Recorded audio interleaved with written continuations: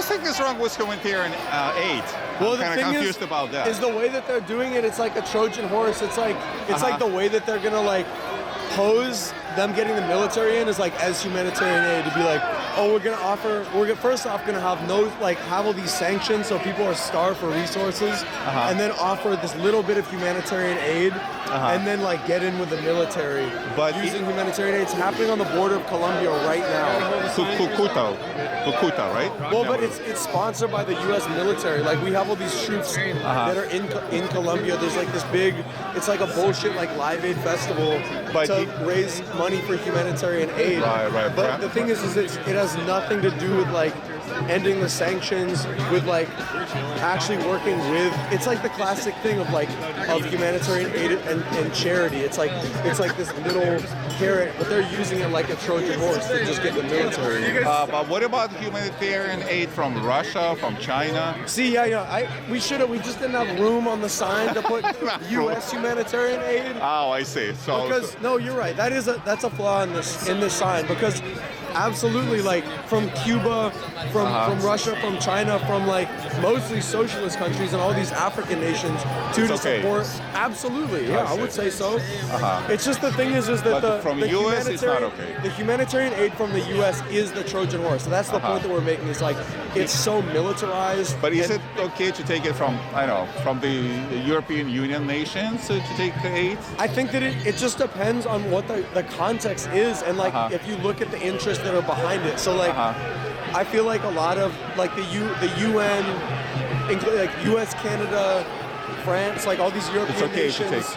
Are the ones that are trying to oust Maduro and are already backing Guaido. And you have to think about what the interests are there. And I don't think I trust their interests. On the other hand, like the Soviet Union or they don't even exist anymore, but you know what I'm saying? Like from Cuba, specifically Cuba, because Cuba still has the remnants of a real socialist revolution. To be able to send aid, I think that's profound. And that's to send doctors and stuff like that. Yeah, that's a long-term relationship. But do you know, by the way, that what do you do with the doctor's family?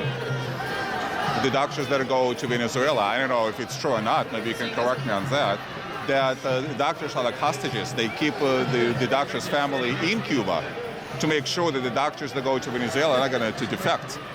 I mean, have you heard about it? No? I know a little bit about Cuba and like what's the program called? It's like I'm forgetting the name of it. It's a long-term program in which they're trading. The Cuban program means. What's that? The Cuban. They're talking about the it's relationship. like I'm forgetting the name of it. It's like it's okay. It's not Doctors Without Borders. It's like I'm forgetting the name of it. I honestly I don't know everything about Cuba. I'm getting educated about the history of socialism, and it's many experiments throughout history. Along with the rest of us, and I think that none of these things are perfect. They're works in progress. But what we can say in the United States is that we know the history of U.S. militarism and U.S. military involvement is often for capitalist and imperialist goals. They're not for humanitarian goals. Look at what happened in Iraq. Yeah, but let me ask. I mean, Are you filming me right now? You don't mind it, right? A little bit, yeah. A little bit.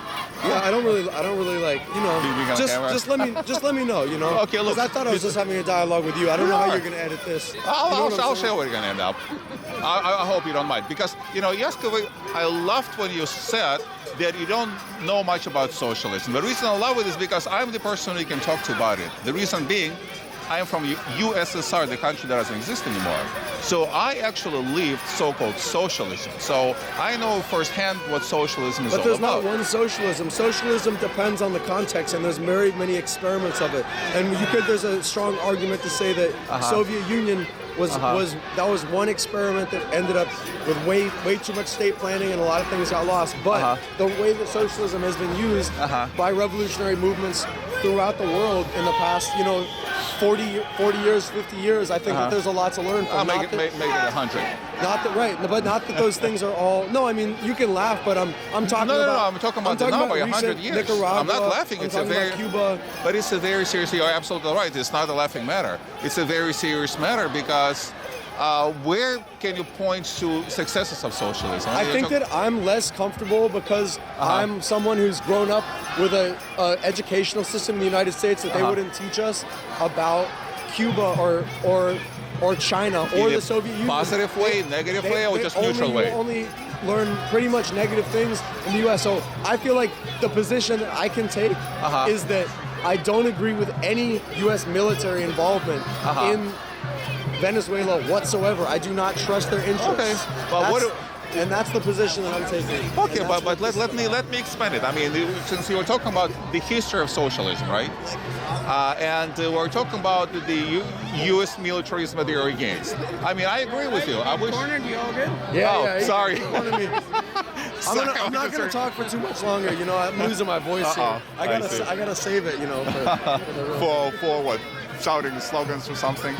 But I mean, listen, from New York? I know that your interests, you know, and I'm sure you have a life experience that says something about your own experience with socialism being, you know, less than amazing. Wouldn't you want to know it? I don't really right now because right here, what I'm here to do is to say no capitalism. no U.S. and yes, I also do agree with that, but.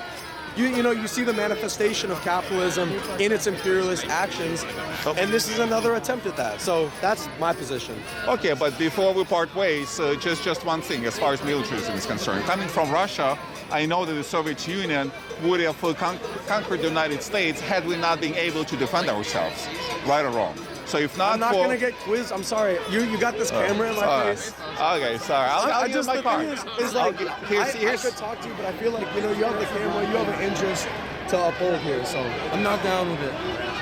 Okay. I'm not hiding anywhere. You too, former Soviet citizen. Yeah. I told you they am. Yeah. All right, nice talking to you.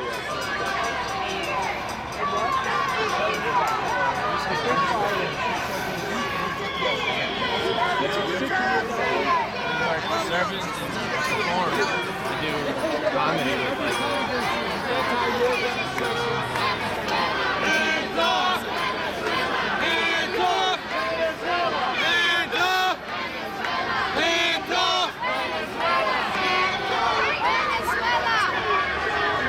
Hey.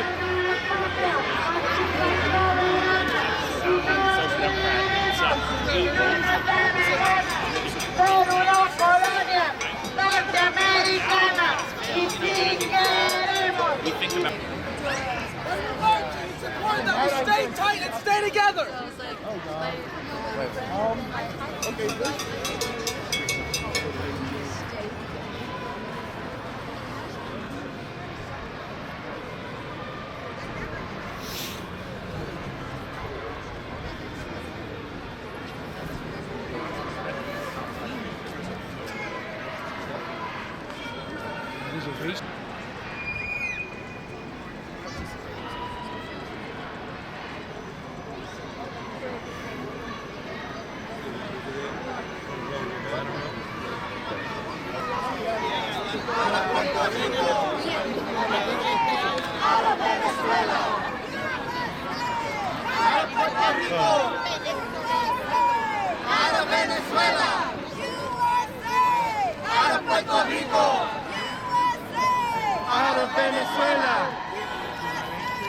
Out of Puerto Rico.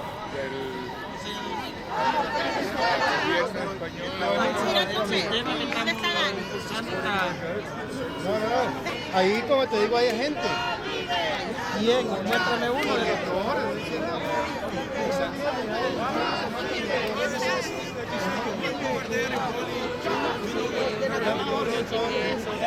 Yo tengo 20 años y no he escuchado nada.